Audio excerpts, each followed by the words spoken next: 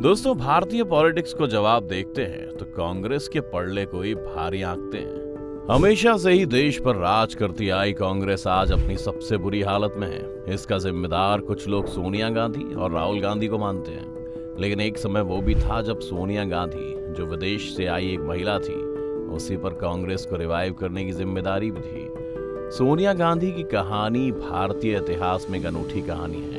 ये कहानी इटली से आकर भारत की सबसे शक्तिशाली औरत बनने की है। ये कहानी भारत की सबसे शक्तिशाली संवैधानिक पद को ठुकराने की है, और ये कहानी दो परिजनों की हत्या से उभरने की है। आज हम जानेंगे कि कैसे विदेश से आई इस औरत ने ये सब किया। तो बस बने रहिएगा वीडियो के अंत तक हमारे साथ। लेकिन वीडियो शुरू होने से पहले अगर आप चैनल पर नए हैं या आपने अभी तक चैनल को सब्सक्राइब नहीं किया है तो चैनल को सब्सक्राइब करना और बेल आइकन दबाना ना भूलें।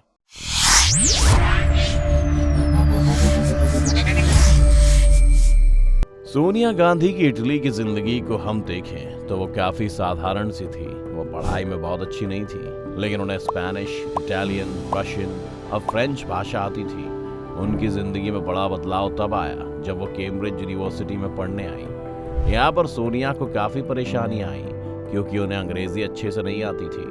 और ट्रैवलिंग स्टूडेंट की तरह उन्हें भी इस विदेशी जमीन पर घर का खाना नहीं मिल रहा था, जिससे वो परेशान थी। इसीलिए उन्होंने ग्रीक रेस्टोरेंट में जाना शुरू किया, क्योंकि ग्रीक खाना इटालियन से थोड़ा बहुत मेल खाता है। और यहीं पर उनकी मुलाकात राजीव गांधी से हुई। राजीव और सोनिया लगभग 1 साल तक साथ रहे, जिसके बाद सोनिया ने उन्हें अपने पिता से मिलवाया। उनके पिता को इन दोनों का साथ कुछ खास पसंद नहीं था, लेकिन राजीव गांधी ने पहली मुलाकात में ही सोनिया से शादी का प्रस्ताव उनके पिता के सामने रख दिया। उनके पिता ने दोनों के सामने शर्त रखी कि वो दोनों एक दूसरे से लगभग 1 साल तक अलग रहें, और अगर इसके बाद भी उनका मन एक दूसरे के साथ करने का रहेगा तो वो साथ रह सकते हैं। फिर किसी तरह दोनों ने ये गुजारा किया, जिसके बाद सोनिया को राजीव ने उनकी मां इंदिरा गांधी से मिलवाया, जो इस वक्त ब्रिटेन के दौरे पर थी। कहते हैं इस मुलाकात के वक्त सोनिया इतनी नर्वस थी कि उन्हें समझ नहीं आ रहा था कि वो क्या कहें। इंदिरा गांधी न सिर्फ राजीव की मां थी, पर भारत जैसे देश की प्रधानमंत्री भी थी। इंदिरा गांधी ये सब समझ गई थी, इसीलिए उन्होंने सोनिया को कंफर्टेबल करने के लिए उनसे फ्रेंच में बात करना शुरू किया। इसके बाद दोनों आपस में अच्छे से घुल मिल गए। 1968 में जब इन दोनों की शादी हुई, तब भी कई तरह की परेशानियां आईं। पहली परेशानी तो ये थी कि सोनिया के पिता अब भी इस शादी से खफा थे, इसीलिए वो इस शादी में आए ही नहीं। इसके बाद जब सोनिया भारत आई तो वो इंदिरा गांधी के घर पर नहीं रुक सकती थी, क्योंकि अभी तक दोनों की शादी नहीं हुई थी। तब गांधी परिवार के करीबी दोस्त और महानायक अमिताभ बच्चन के घर पर उन्हें रुकवाया गया। मजेदार बात यह है कि सोनिया की मेहंदी की रस्म भी अमिताभ बच्चन के घर पर ही हुई थी, और फिर अंततः उनकी शादी हो गई। सोनिया गांधी की जिंदगी को जब हम एक पॉलिटिकल एंगल से देखते हैं तो वह बहुत ही लेट शुरू होती है। 1968 में उनकी शादी राजीव से हो चुकी थी, लेकिन इस वक्त ना सोनिया और ना ही राजीव को राजनीति में कोई दिलचस्पी थी। इंदिरा गांधी देश संभाल रही थी और उनके छोटे बेटे संजय गांधी कांग्रेस को। सोनिया गांधी का भारतीय राजनीति से पहला सामना 1975 में हुआ, जब इलाहाबाद हाई कोर्ट ने इंदिरा गांधी के चुनाव को अमान्य ठहरा दिया था, क्योंकि इसमें धांधलेबाजी की शिकायत थी। तब संजय गांधी के कहने पर इंदिरा गांधी ने एक बड़ी जनसभा की, जिसमें पूरा परिवार 1 लाख लोगों के सामने मंच पर था। खैर, फिर इंदिरा गांधी ने इमरजेंसी लगा दी, और आखिर में जब 1977 में चुनाव हुए तब वो हार गई। कहते हैं इंदिरा गांधी के चुनाव हारने के बाद सोनिया उनके काफी करीब आ गई थी, और शायद यही वजह थी कि जब संजय गांधी की मौत हुई तो उन्होंने उनकी पत्नी मेनका गांधी के बजाय अपने बड़े बेटे राजीव को अपना उत्तराधिकारी बनाया, जबकि राजीव की अब तक कोई भी राजनीतिक महत्वाकांक्षा नहीं थी। इस एक घटना ने सोनिया और मेनका के बीच में खटास पैदा कर दी थी, जो आप आज भी देख सकते हैं। जहां सोनिया गांधी आज कांग्रेस की प्रेसिडेंट हैं, वहीं मेनका गांधी और उनके बेटे वरुण गांधी भारतीय जनता पार्टी के साथ हैं। लेकिन अभी भी सोनिया गांधी द पॉलिटिशियन का वक्त नहीं आया था। इंदिरा गांधी की हत्या के बाद राजीव गांधी प्रधानमंत्री बने, और फिर इसके 7 साल बाद राजीव गांधी की भी हत्या कर दी गई। इस वक्त कांग्रेस की कमान सोनिया गांधी को देने की मांग उठी, लेकिन 2 हत्याएं देख चुकी सोनिया गांधी ने अपने हाथ पीछे कर लिए। कांग्रेस में यह असमंजस का समय था। कांग्रेस अपना नया प्रधानमंत्री ढूंढ रही थी। शरद पवार और नारायण दत्त तिवारी ने अपना दावा ठोक दिया था, लेकिन फिर सोनिया गांधी ने उस वक्त देश के उपराष्ट्रपति के पद पर बैठे शंकर दयाल शर्मा को एक संदेश भेजा कि पार्टी उन्हें प्रधानमंत्री के रूप में देना चाहती है। शंकर दयाल शर्मा उस समय इतने बूढ़े हो चुके थे कि उन्होंने खुद को प्रधानमंत्री के पद के लिए सक्षम ना पाते हुए खुद को इस न्योते से ठुकरा दिया और फिर आंध्र प्रदेश के एक सेमी रिटायर्ड पॉलिटिशियन को तलब किया गया।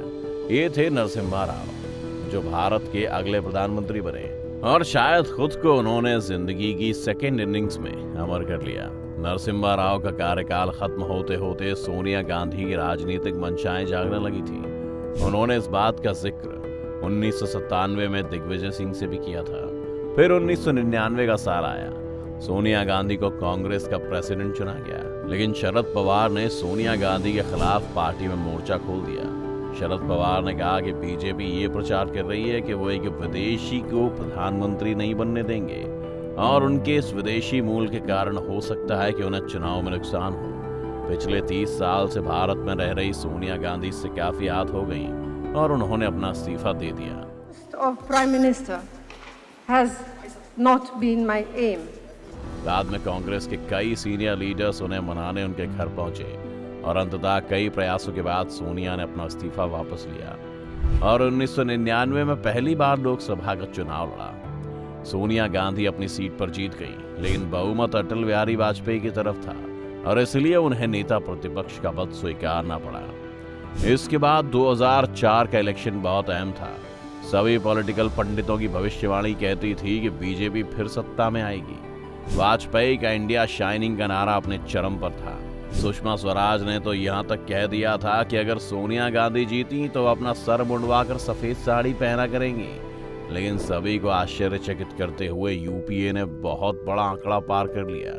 सोनिया गांधी के लिए प्रधानमंत्री पद का रास्ता खुल चुका था। शायद देश को अपना पहला विदेशी मूल का प्रधानमंत्री मिलने वाला था, लेकिन कांग्रेस की एक मीटिंग में सोनिया गांधी ने साफ कर दिया कि वो एक प्रधानमंत्री पद को स्वीकार नहीं करेंगी। उन्होंने आज तक किसी इंटरव्यू या लेख में इस फैसले की असल वजह नहीं बताई। बस उन्होंने उस मीटिंग में अपनी अंतरात्मा की आवाज के कारण बताया कि एक पूर्व नौकरशाह और गांधी परिवार के खास मनमोहन सिंह का नाम प्रधानमंत्री पद के लिए आगे कर दिया। सोनिया गांधी ने प्रधानमंत्री ना बनने का फैसला चुनाव से पहले लिया या बाद में, इसका जवाब अभी तक कोई नहीं जानता, क्योंकि अगर चुनाव से पहले उनकी प्रधानमंत्री बनने की मंशा नहीं थी तो मनमोहन सिंह को चुनाव तो जरूर लड़वाती, क्योंकि मनमोहन सिंह ने 2004 का कोई चुनाव नहीं लड़ा था। वो तो राज्यसभा के सदस्य के रूप में प्रधानमंत्री बने थे। फिर वो खबरें भी आई कि मनमोहन सिंह सोनिया गांधी के रिमोट कंट्रोल पर चल रहे हैं, जिन्हें पूरी तरह से खारिज नहीं किया जा सकता, क्योंकि वो चाहती तो मनमोहन सिंह की जगह प्रणब मुखर्जी को भी प्रधानमंत्री बना सकती थी। लेकिन शायद उन्हें लगता था कि मनमोहन सिंह उन्हें कभी ओवर रूल नहीं करेंगे। खैर, ये बस एक विचार मात्र है। सच तो एक दिन सोनिया गांधी बताएंगी। लेकिन आपको क्या लगता है कि क्या मनमोहन सिंह को वाकई सोनिया गांधी कंट्रोल कर रही थी? अपनी राय हमें कमेंट सेक्शन में लिखना ना भूलें। उम्मीद है इस वीडियो को देखने से आपको काफी कुछ नया जानने को मिला होगा। अगर आपको वीडियो पसंद आई हो तो वीडियो को लाइक करें, और अगर आप चैनल पर नए हैं या आपने अभी तक चैनल को सब्सक्राइब नहीं किया है तो चैनल को सब्सक्राइब करना और बेल आइकन दबाना ना भूलें।